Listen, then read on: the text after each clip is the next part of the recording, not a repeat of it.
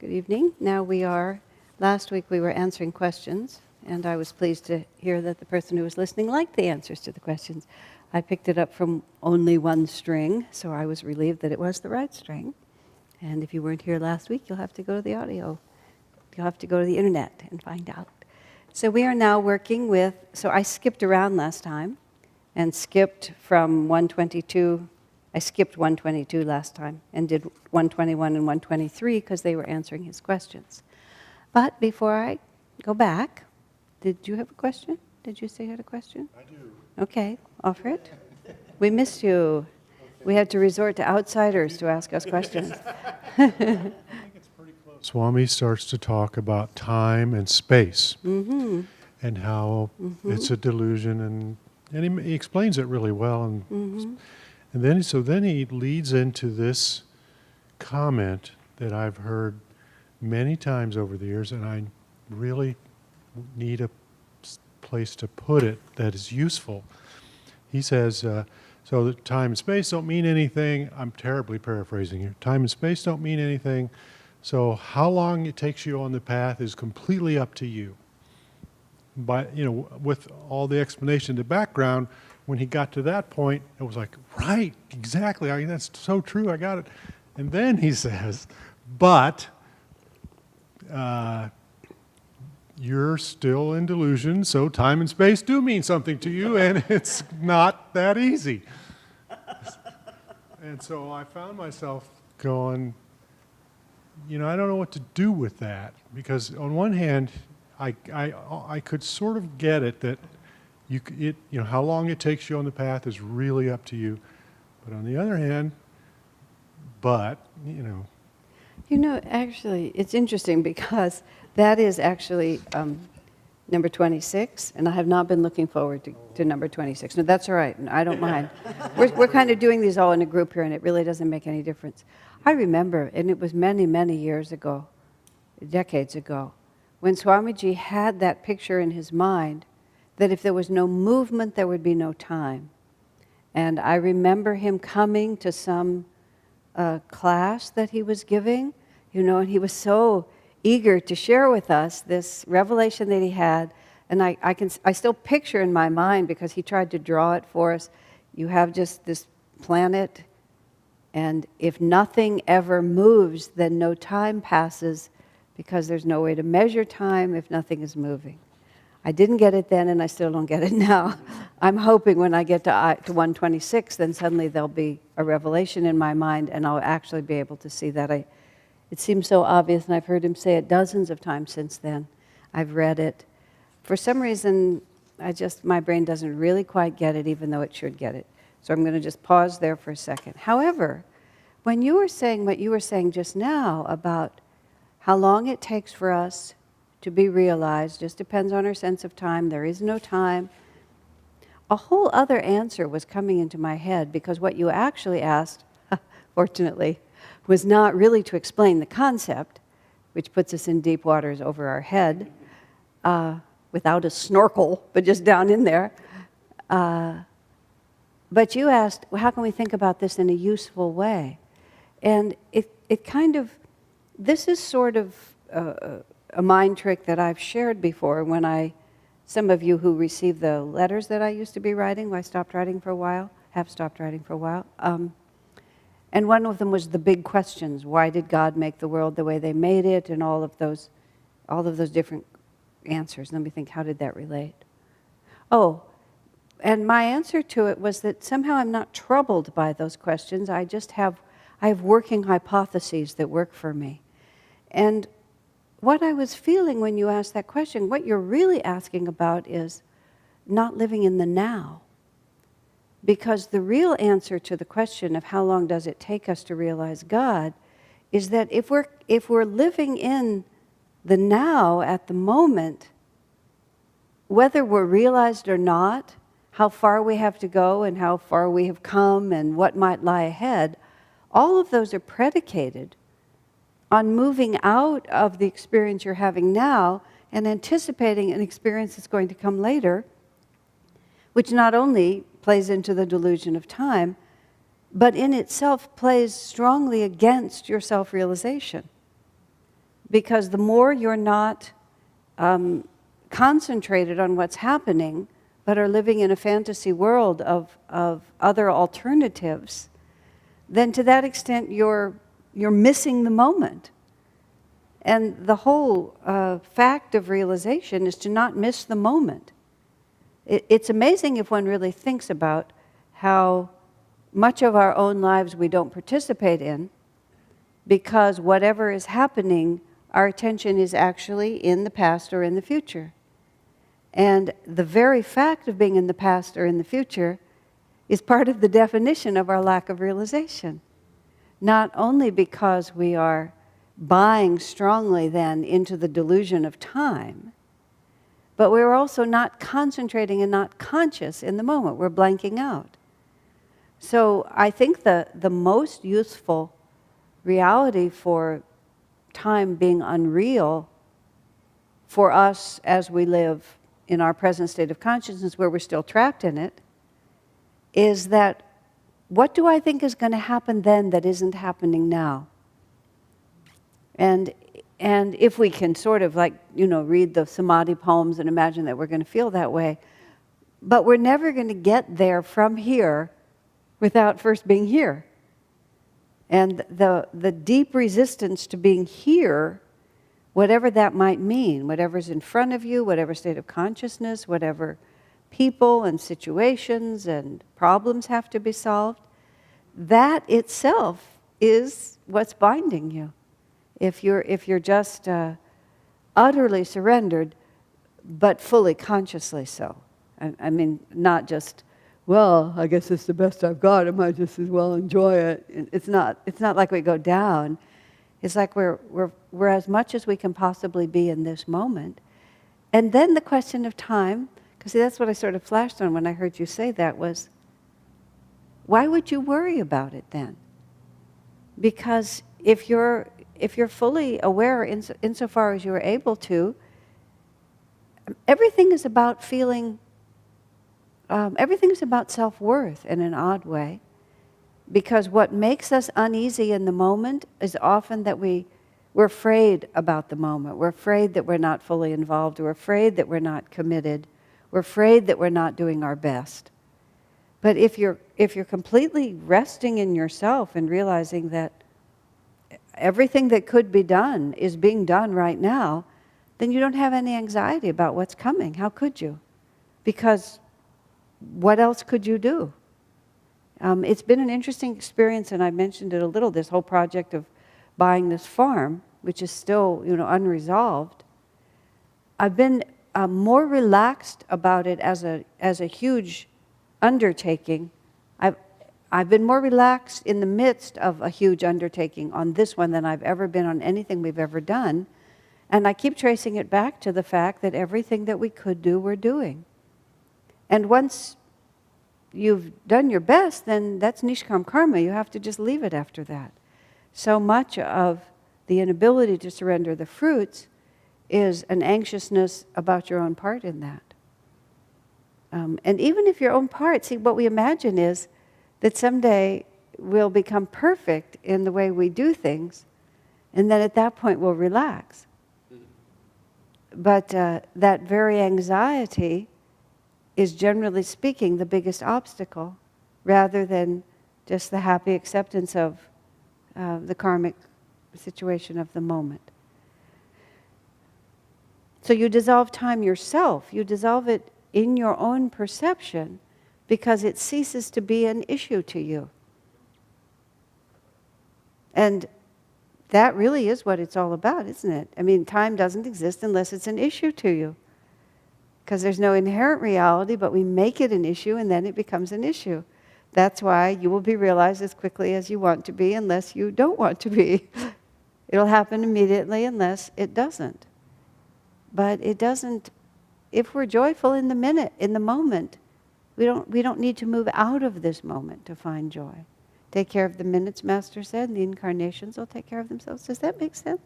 I just made that up just now, so I hope that it did. I've been dreading that whole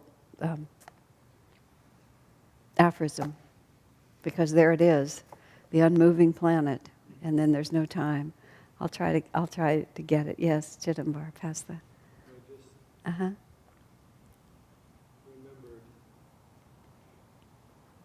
What Swami said, when he was a child, he would go into superconsciousness to go to sleep.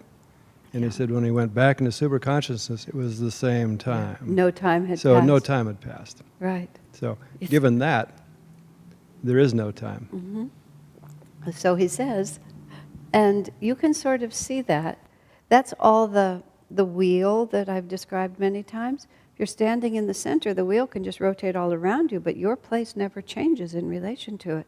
It's only when we're riding the edge that we have this feeling that we're moving all around. So the answer to that is to just move into the, I have a spiritual path, I have a guru, I have a spiritual family, I have a spiritual practice. I'm living now as best I can ever live. There's no discontent. There's no restlessness. There's no self-flagellation that requires that I have to do something other than I'm doing. All very tricky, but very important. And that's the useful answer, I think. You know, it's interesting because I say that these questions don't bother me.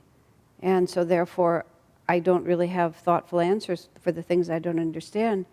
But in fact, I've made very serious accommodations to them. And so I've answered them on the level that I can answer them. And I'm perfectly conscious of the fact that I can't answer them on a higher level than that. You know, standing here and being cheerful is not eternity and I, one united ray. But it's the only way I can imagine getting there. Yeah. I don't mind being master's last. I'm in the line. I have a related question. I hope I'm not missing the point. You often talk about time as being circular and the point of center being the point of timelessness, and we being equidistant from that at any point on the rim. Right. So that's I think an image I've probably heard somewhere else as well. But what's probably something that makes me think about it is it's complex enough to understand that the cause and effect relationship and the linearity of time is an illusion. But when you talk of it as circular, does that mean we actually come to the same point again and again as we move? Or because it's complex enough to think of it as linear and being an illusion, and when we think of it being a circular and being an illusion, maybe I'm overthinking No, this. actually, I've seen that implication that we don't. Well, let me phrase it this way. When I took a ride to Ananda Village once with one of our attorneys. This was like during the lawsuit, and we were going to do a program up there. And so he had me in the car, so he asked me a lot of philosophical questions on a more, it wasn't John Parsons who'd been with us longer, it was one of our other lawyers. But he asked me the obvious question, do we incarnate progressively in time, or do we, can you be here now and then be in the Civil War in your next incarnation? And Swamiji said no. No, you don't go back. Once you're in a certain progress of time, you keep going forward in that. So there's a certain truth in that. You don't suddenly meet yourself. You don't suddenly bump up against who you used to be on the wheel of the tire. I think part of the problem is that, for me, I'm drawing these images from the bottom. Like one of the reasons why we need a guru is because when we're climbing the mountain from the bottom, we may think that this is a good path and it's going to take us somewhere, but we can't really see the whole thing from the top. So this, actually, Swami drew this image, but I've seized it. I'm looking up at it. I'm not looking down on it. So there's probably nuances from looking down on it that he could talk about, like that planet where nothing moves, that is just so clear to him when he told that one. Wow, wasn't that wonderful? I just, total blank. I didn't even have the nerve to, because I asked him to explain, he just explained it again, and this still meant nothing. But, so I think it's partly that the image is not completely valid, but see, once you're in the center of it, you're standing in eternity. I can't really answer that. If everything is happening at the same time, if past, present, and future are all here at the same time, I think that we're still being too linear about the wheel meeting the wheel. I think there's no finitude to the wheel. I think that's the issue. The wheel, we imagine it linear, just round. That's what's happening. We've taken linear and we've just curved it. That's what you've actually done, so that we think it meets at a certain point. But I think it just all emanates from the eternity. And I think that's more accurate than it's actually clinging to the rim. You've taken that little strip of paper and we've fooled it and said, look, I'm not thinking a linear way, I'm thinking in a different way. And we've stapled it together up here. But time is not fooled. Yes. If we were able to understand this, we wouldn't have any problem understanding it. Yeah, if we were, yeah. Vice versa. This is Vivekananda's question, why did God make creation? The level of consciousness that asks the question is not capable of understanding the answer, which is that's like a class giver's dream answer, but you can't really use it. You have to use it very selectively because in the wrong hands it can come out very badly. Okay, did that help? That we've just pasted the linear piece of paper into a circle and that? But I do think emanate is what you want. That's where everything emanates from the same source. Because it's manifested like this. It's not like, and then it just goes. It doesn't actually hang out on the wheel like that. Thank you. I was hanging out on the wheel. And when I said we're equidistant, because we're moving toward that, it's levels of relative levels. Okay, anything else? Well, that was good. Thank you for sort of throwing me into the deep end of time. Okay. And here's this next one is also about time, actually. Now we're going to do aphorism 122, which says, the time required for success, and the success is the highest state is attained through. The time, and then it lists, that's what 20 and 21 tell us, how we attain the highest state. 20 was through faith, will, mindfulness, we talked about that. And then with keen and one-pointed practice.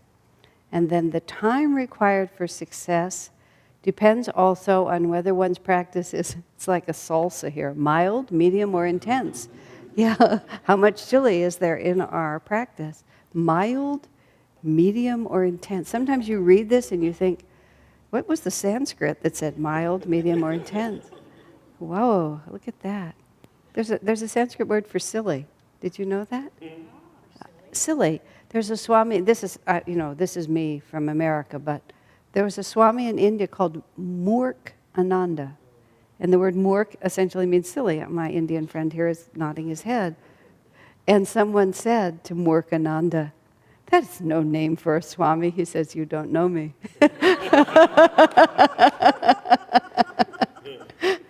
So it's always been sort of a name we keep back there. Murkananda. If all else fails, that's what we'll just call ourselves and we'll go forward. So anyway, mild, medium, or intense. Okay, then Swami really talks about just the fact of tension. And he talks about physical or mental. I think the conversation we were just having is about tension. Because what moves us off of the present is when we become tense. Isn't that so? If we're in a complete state of relaxation, I mean, even if you just think in the most, I love when you can just bring the teachings down to the most practical way. Just today, David and I went over to the coast, and we were exploring around our property with that foolish thought that I had that there was another road. So we took the road that's just right at the gate there that turns out into the orchid farm, which everybody but me knew. I kept saying, no, it's not that road, it's another road. But there is no other road, that's the only road. And then we followed it, and it goes way up to the top of the ridge, where it ends at a locked gate, and it's completely useless. And for our purposes, and it's a long, winding road like this. I'm coming to a real point here. David was looking at everything. And so we drove that road really slowly, really, really slowly. And there was just a piece of me that wanted to drive it faster, and I kept thinking to say something like, why don't you drive faster? And then I asked myself, why? What difference does it make? We have absolutely no agenda today. We're just enjoying ourselves. It's beautiful, and for reasons unknown to me, he feels like going 3 miles an hour. So just let him go 3 miles an hour. But the fact is that I could feel the tension. You know, the discontent in the moment was manifesting itself as a certain tension in me. You know, we're riding along really slowly and it gets physical. You lean forward, you're inside the car. And you think if you lean forward that maybe something will go faster.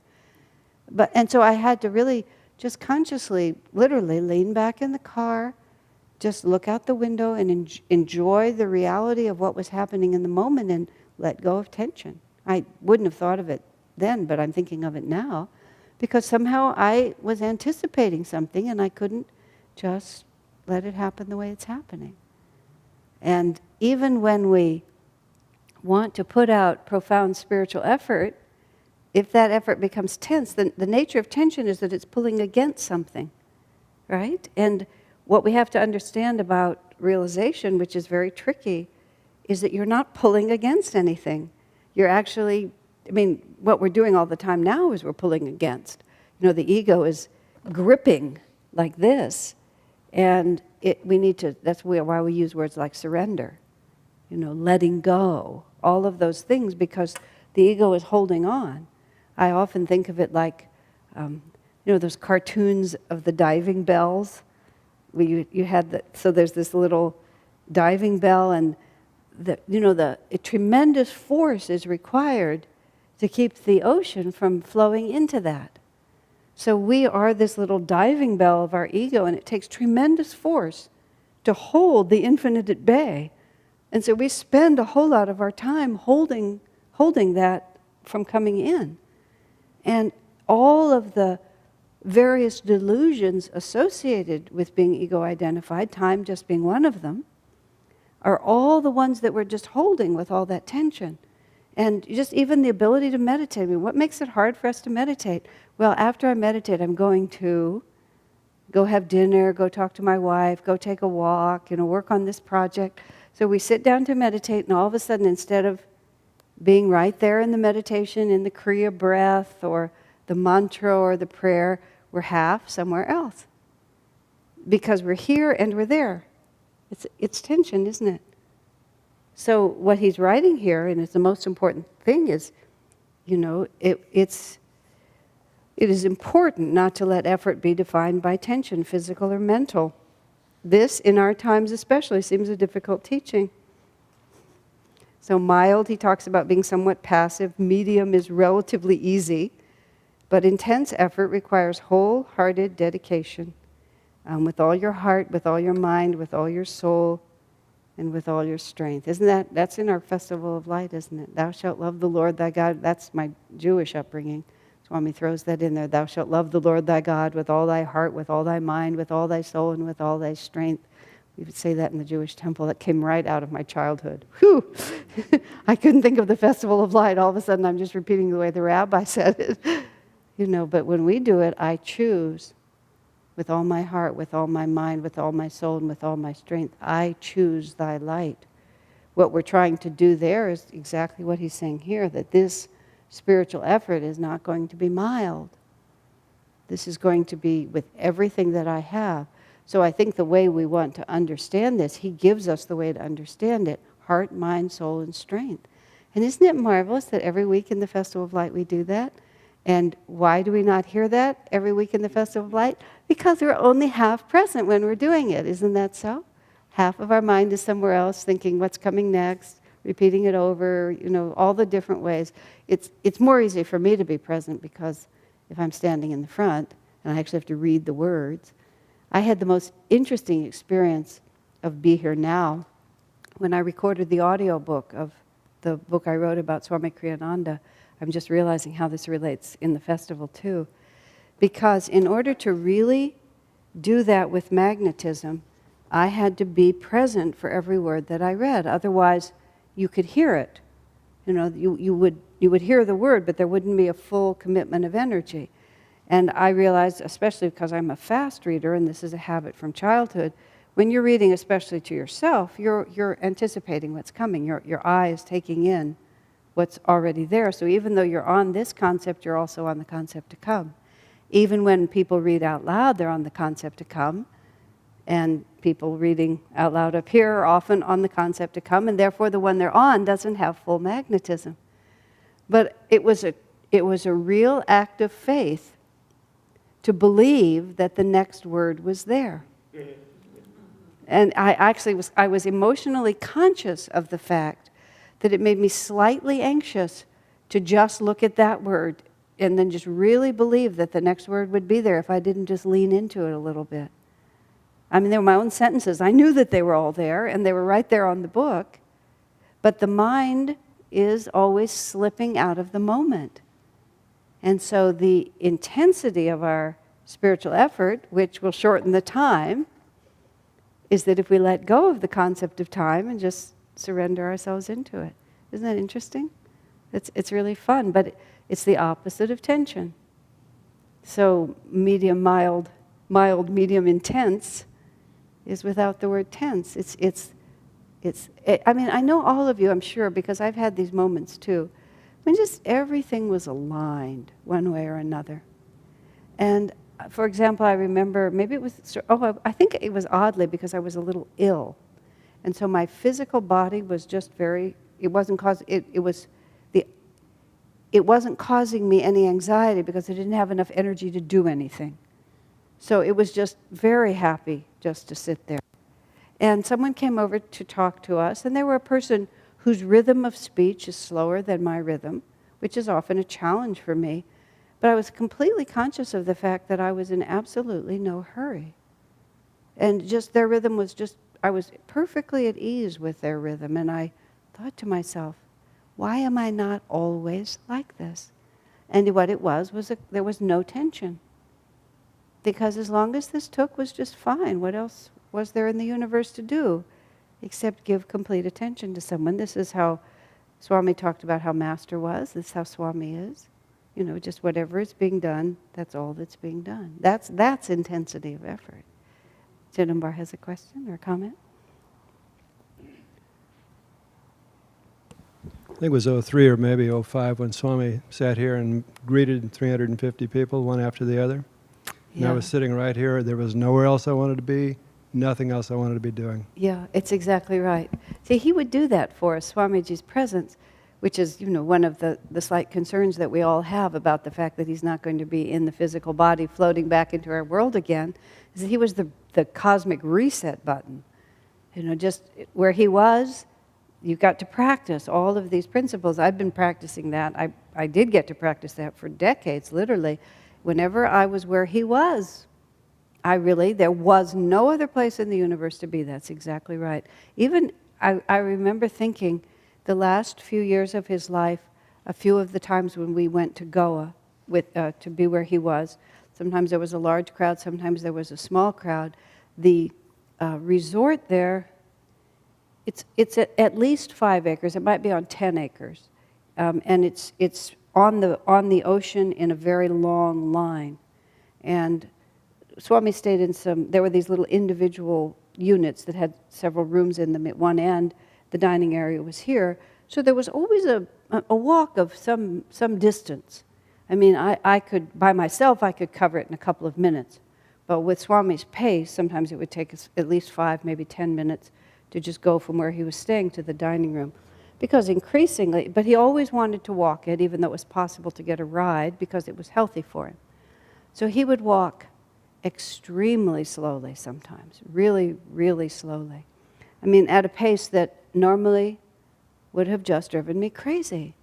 But I noticed that day after day, we just sort of amble along, at the pace of a very elderly man who couldn't walk very well. And I never felt the slightest bit impatient. I wasn't even aware that we were walking slowly. And I realized that about halfway through that trip.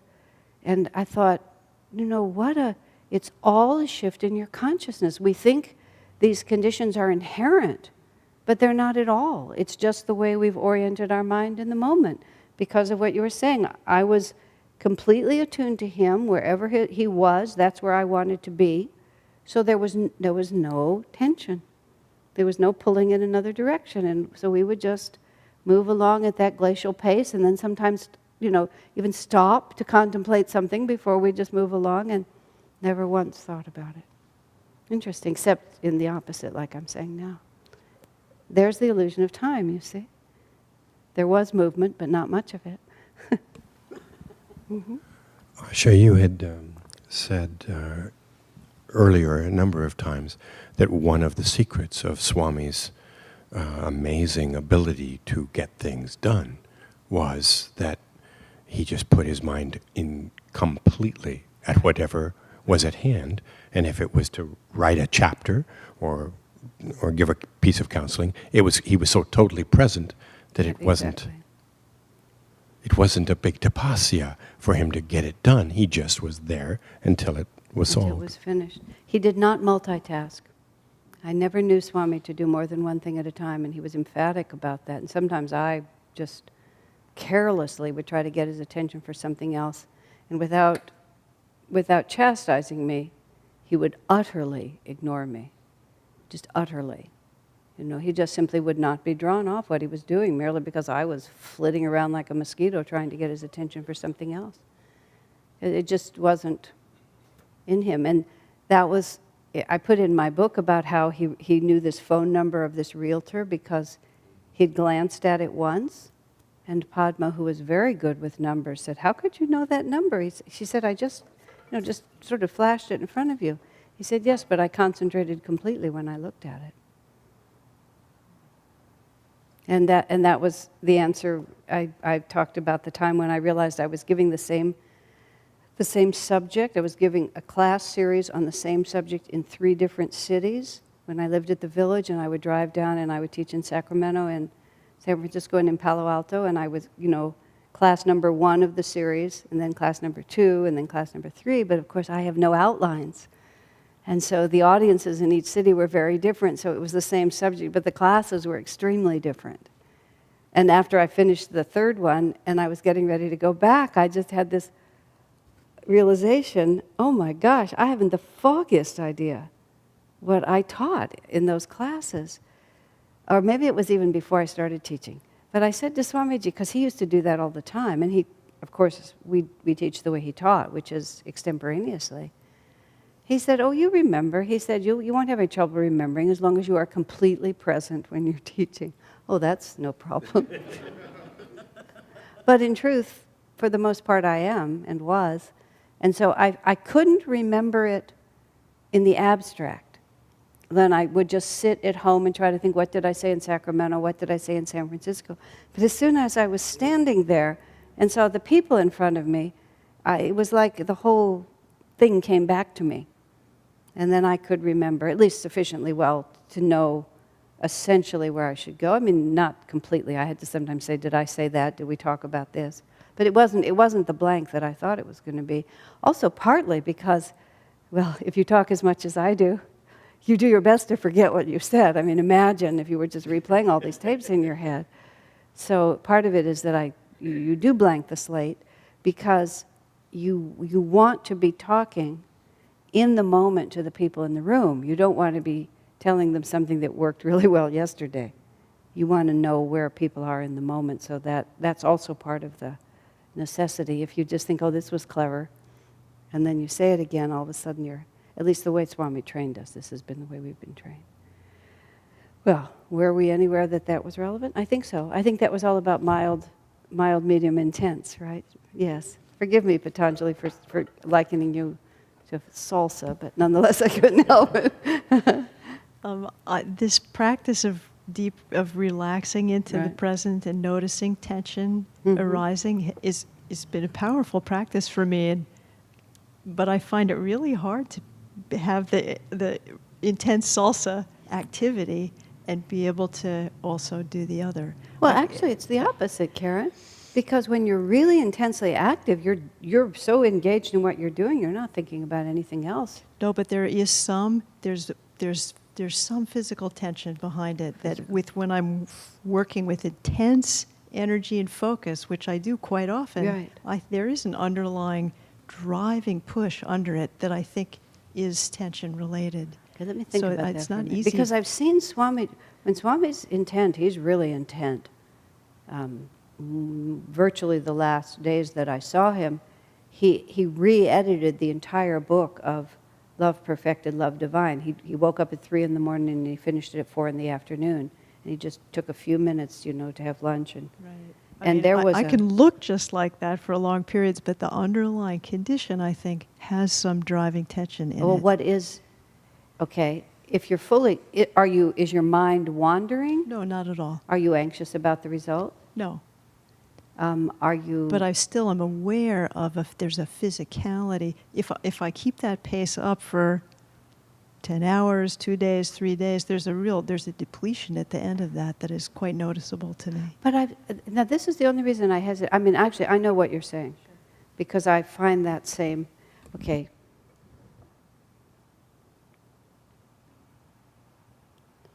I've seen Swamiji collapse at the end of such a thing. So that's why I was pausing for a minute. After a period of time where he works with that intensity, then he'll just go, "Phew, I'm really tired." So, and as I do, that he would often take breaks, or he would always, he was so funny. Gee, I don't know why I'm so tired. And then the people around him would enumerate, what he'd done. And I've seen him also, I wouldn't exactly call it tension, but you would call it intensity, that is also manifesting through his body, where there is just, there's no space for anything else.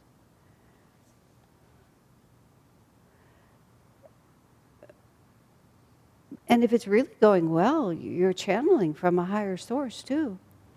So I'm actually just trying to analyze it, trying to think about, is it unpleasant in the moment or only in retro? Oh, yeah. It's really just the question, is that an okay consciousness that's happening? I don't know, because when I'm in a more receptive place, there's a lot more physical relaxation happening when there's that dramatic. But I think that dramatic is required, and I think that dramatic is positive. I'm going on the simple fact that I've seen it in Swamiji so many times, and it'll manifest as just, impatience would be the word, absolute impatience with interruption. And just a moving through, that there's no room for anything else, because this is what has to happen. And everything that is manifested in the world has to be pulled down from a higher source. And that takes a determined, concentrated energy. In fact, I've been thinking lately, because these questions and answers that I've been turning into a book, the editing of those has turned out to be much more time-consuming and more difficult than I thought it was going to be. Difficult not in the sense of, gee, I don't know how to do it, but difficult in that it's really hard work. And there's not the exhilaration of creativity, it's just really hard work. And I remember how many times Swamiji said it's really hard work to write well. And he would talk about editing particularly as really hard work. And and that's about holding your will with enough force that you don't begin to lose the inspiration. Remember how Swami talked about the fact that his version of the St. Francis prayer had the same opening notes that the song that was written by the singer Donovan? But he said that Donovan got the first notes, but then let his energy drop, and so he couldn't sustain the inspiration, and then the song just kind of peters away. Whereas Swami was able to sustain the inspiration all the way through. So I would certainly say that the value of that determined force far outweighs whatever slight aberration you might have.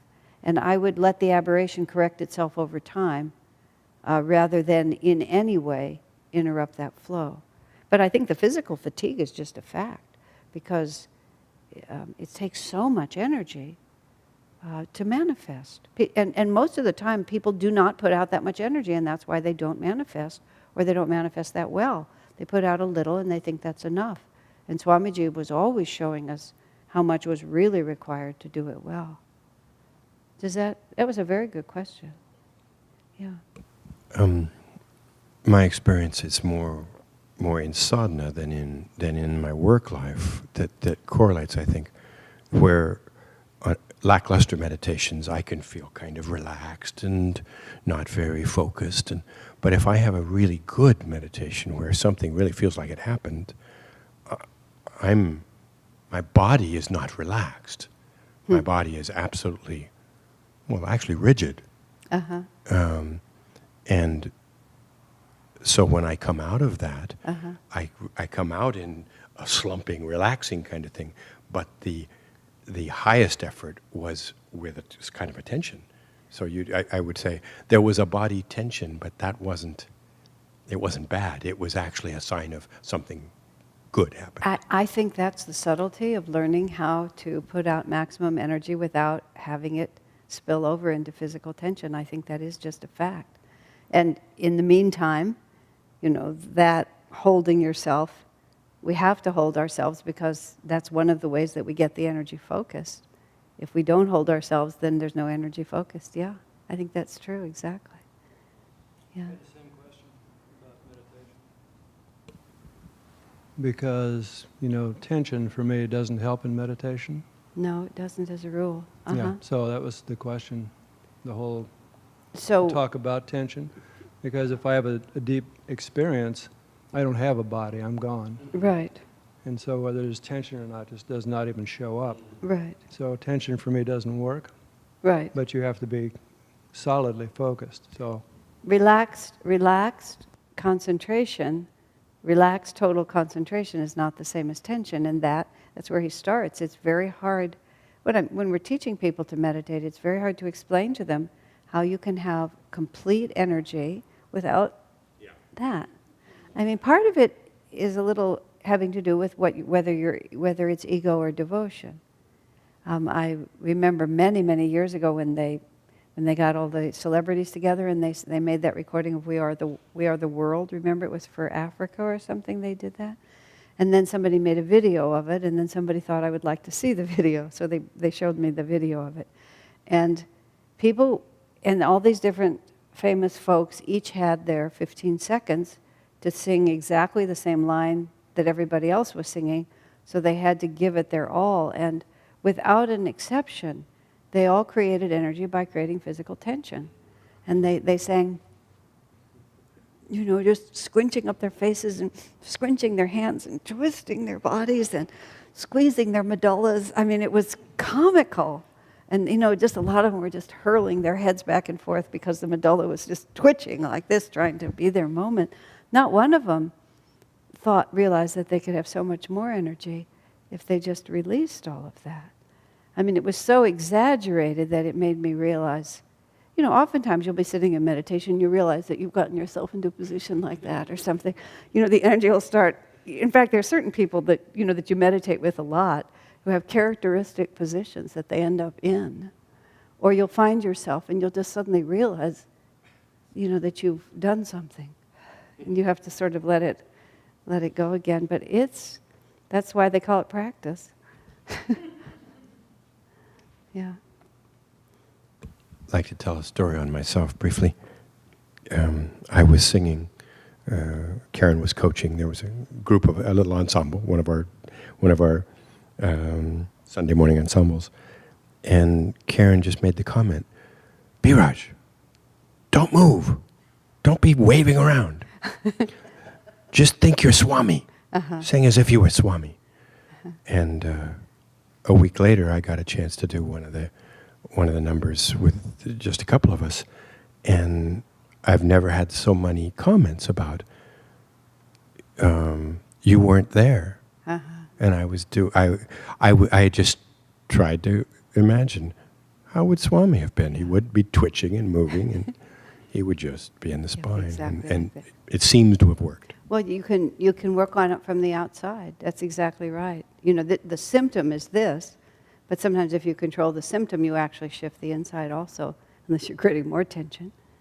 But yeah, exactly. I mean, Swami, when he would sing, he'd just open his mouth.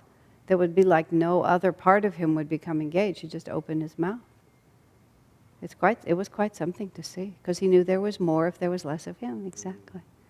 But that's not so easy. We all face it. But that's the fun of it. Even though there's a certain impatience to be God realized, we're having a fairly good time. You know, it could be worse. All right. Unless there's other comments, we'll take a short break. All right. Okay. Sai Ganesh was asking a question during our break, but I think I'd rather do it in the class, so go ahead. When you were talking about intensity, I think I actually had the exact same question as Karen, but mine was a little different in the sense that even I find it easy to work with intensity, but it is always with a kind of tension that I'm able to bring that intensity and get things done. And when I actually, but there's also a lot of anxiousness to it. There's a lot of things that you would associate with tension. And when I try to be calm, it's just theoretical for me to think that I have more energy. But the way I actually get energy is through tension. Mm-hmm. And that way I don't know whether it's, I understand it's probably not the right kind, but I'm trying to understand if tension in itself can give intensity in a way, or how to correct it, if not. That's the procrastinator's method. You know, like if you have to do it, finally you will. There's a writer who said, thank heaven for writing deadlines, otherwise I'd never get my housework done. So there's a certain, like, backing yourself into a corner, which is not exactly what you're talking about, but there is the tamasic force sometimes has to be just. But what I was actually thinking, though, is when you were saying that, and that's why I wanted you to ask it here. I mean, we do the energization exercises, and the way we first create energy is that we literally create energy by creating tension. We're trying to learn to draw energy in, and how do we do that? We, tense, harder and harder. Swamiji says the only country where you can't say tense as hard as you can is in Germany because they have so much willpower that they'll hurt themselves by their tension. But mostly you low, medium, and high, and you bring the tension and you show people tense your arm and then see how much more energy you have. So it's not an entirely mistaken idea that you can get energy through tension. There's different ways. But what people often don't really watch as carefully as they ought to in the energization exercise is that after you create that tension, you consciously release it. And you leave the energy, but you remove the tension. The tension is the first stage to finding the energy. But what we're actually trying to do with the energization exercises, and this is why, and this is always the challenge of the second meditation course, is to persuade people, what the heck does this have to do with meditation? Is that the problem in meditation is that we do not have control over our energy. That we are not comfortable physically, and we don't have control over our mental energy. We try to put our concentration at the spiritual eye, and it shoots off to lunch and dinner. We can't decide where our energy is going to be focused and hold it there. And so we practice by this, what is really actually very gross by comparison, which is my arm is limp and then my arm is tense. But when it finally reaches that maximum point of tension, that is not the point. The point is then to say, look, by my willpower I tensed it, and by my willpower I also relax it. And so we find that we can bring it, we can release it, we can manifest it in a certain way, we can have it in a certain way. And so the energization exercises are really a key practice for you to get that away from the thought that it has to be tense to have the energy. And the tension, well, actually, working with the physical body, there's a lot of studies that people have done about how actually creating that tension in the physical body actually benefits the body in many different ways. It does physiological things that are helpful. I remember Ram Bhakta pointed this out first because he's a runner, that if you do energization after you do a hard workout, it takes the lactic acid out of your muscles, and that your muscles are not as sore afterwards. And it's an ideal practice after you've strained the body, because then you won't be as sore the next day from that, because it just helps it in all these different ways. So I think, just specifically, for you to kind of really pay attention to the energization exercises, just from the point of view of the relationship and energy and tension. That's why at the end of it we do this one with, absolute total relaxation, And, you know, a lot of times because people get into habits like we all do. You know, but it's not a question of that. It's the idea that now we're fully energized and we just feel all that energy, but now we're doing it without any tension at all. We're not pushing anything. And we're just enjoying that flow of energy. I mean, I think that's one part of it to begin with. The other part of it is really, I mean, tension is the ego separating itself out from the universe and creating its flow of energy in the sense that I have to generate it rather than it's there for me just to open to. Swami often talks about the hose, that you can create intensity in the water by narrowing the opening. If you narrow the opening, then the jet of water will have more intensity. But he said the other way to have it more intensity is to turn more water on at the tap. And then you can get a whole lot more to flow through it that way than you can ever do just by crimping the little bit that you have. So I would think in your specific situation that you should experiment in situations that are easier. And in as much as it's a big lifelong habit, and I believe that you're a highly productive man, it would be a little dangerous to start at your job, you know, just a little bit like Swami when he was giving a lecture and wanting to let God speak through him and then just went into silence to see what would happen. I can just sort of see you, you know, kind of sitting around at your office and I'm practicing being calm, you know, and pretty soon you'll be calm in the unemployment line, so I don't really think that's a really good idea. But I suspect that there's lots of areas in your life. I'm suggesting this also because I've learned certain very important ways of working and doing things by first learning them in areas where I had much less egoic involvement. The first thing in my life I actually learned to do by an intuitive flow was cooking.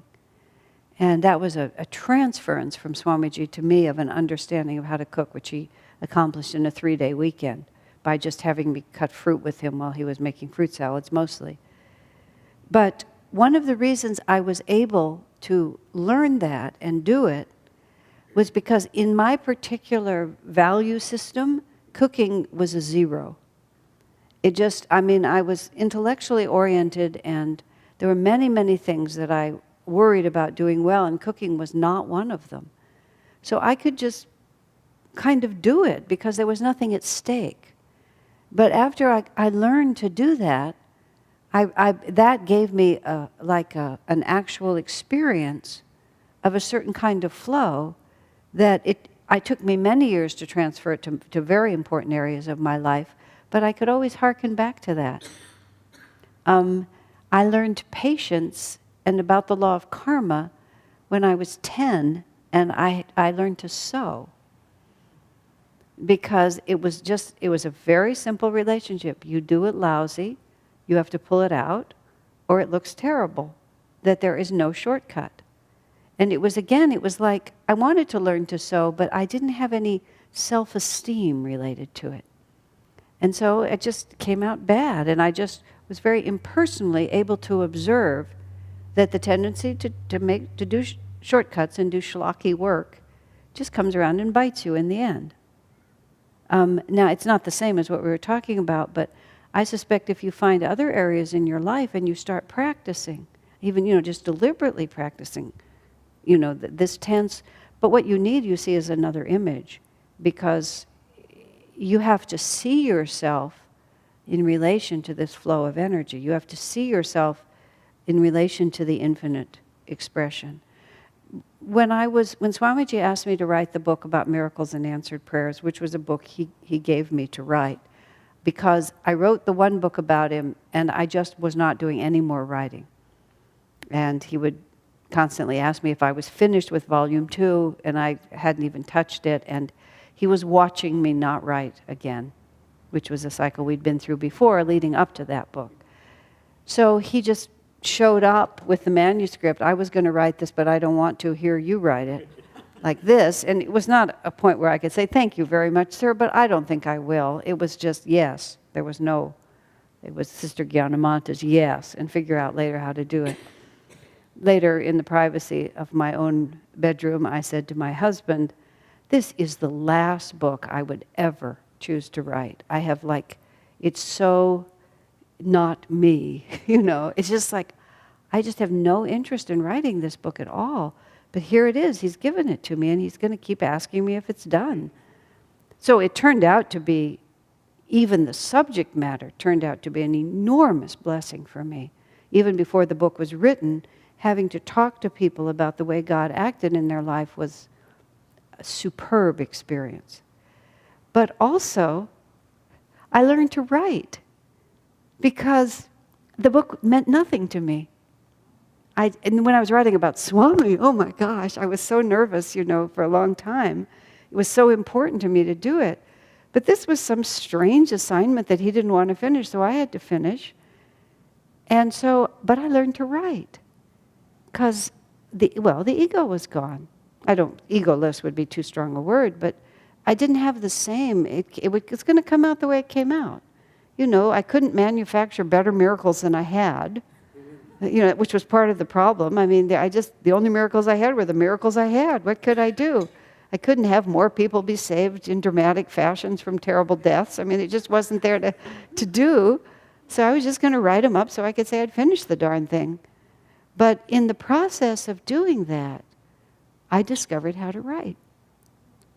Because ego was not fighting me as it had prior to that. And then I discovered, this is very, very important, I discovered how Swami writes. And I don't want to say more than I actually know, but I sensed how Swami writes. At a certain point when I was working on that book, and I just realized it's like you catch this wave, and then you just write it. And then it tells you what to do next, and then you write it. And then I began to read his books, and I could see it. I could almost like physical. I could see the wave, and I could see how he caught the wave. Because, Swami's books are not always linear, by any means. But I could see that there was a thread. And that's why so often when people would criticize this, he was amazing about soliciting input and wonderfully patient about receiving it and definite about whether he would actually use it or not. But often people would take his writing apart not knowing what he was doing. They would analyze it from a completely different reality. But when I got into that myself, I wish I could say it's always there. It isn't by any means. But I could feel it. I remembered, I talked to him about it. Swamiji, I got it. There's a wave, isn't it? Oh yeah. You just catch the thread and it carries you. Especially in his later writing, when he really began to just be a channel.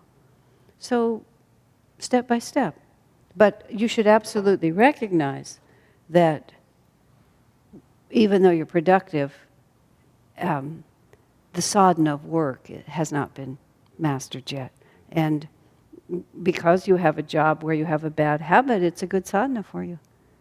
Yeah, and you'll gradually figure it out. But practice where it's easier is what I would suggest. Every time you feel that tension building in circumstances where you have the margin to experiment, then just experiment until you can kind of find it. And I would experiment with a lot of devotion. I would experiment with visualization. My hands were made for thee alone. Just like whose hands am I using? Whose inspiration am I using?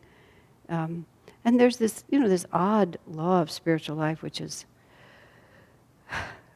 years ago in 1978 or 79, when Swami was teaching superconscious living in San Francisco.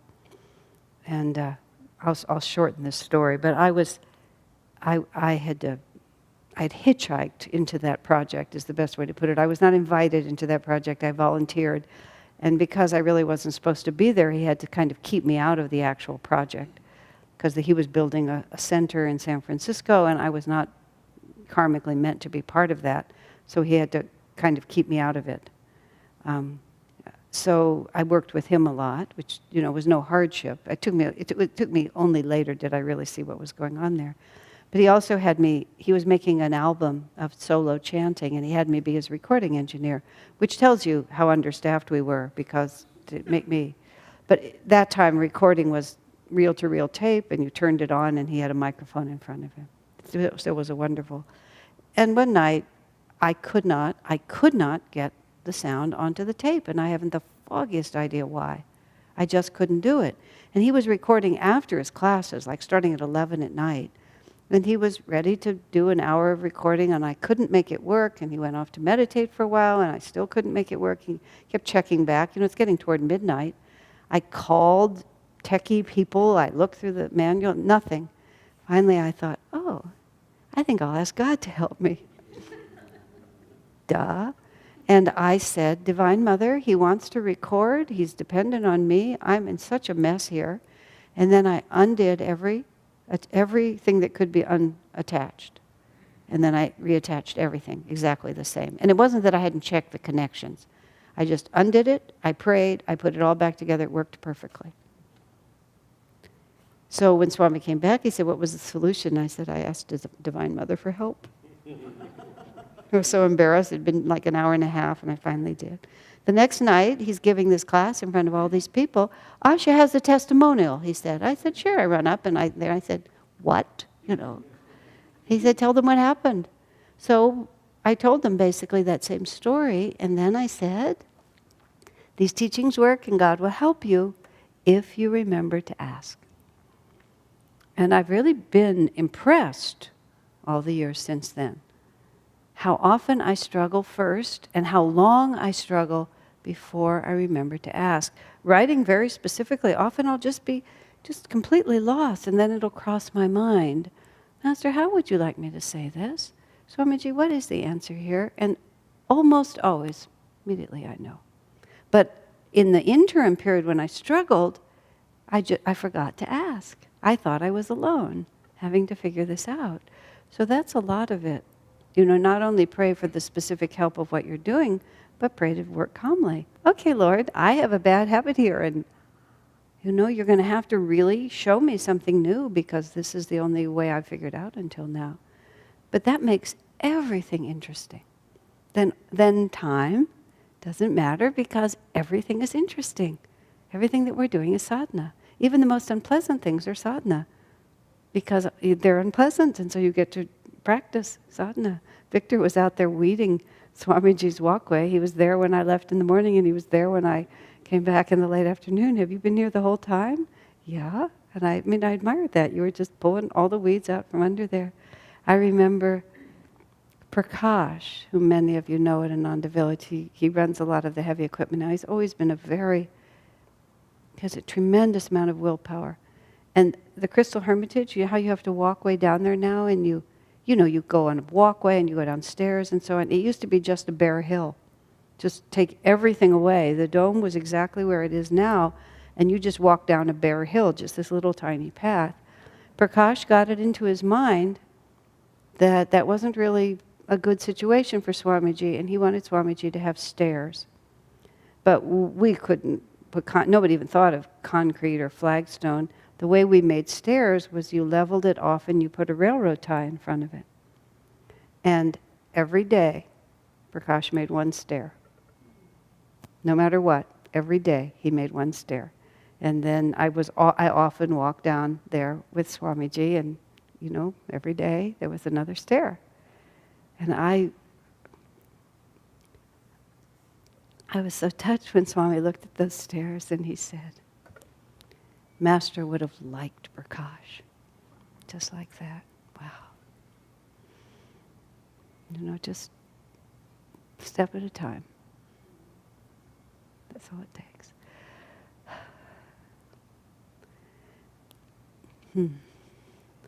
Well, where do we go from there? Do we just stop? Maybe we just stop. I think when you hear the closing line, you stop. A few minutes early, but I think that's all right.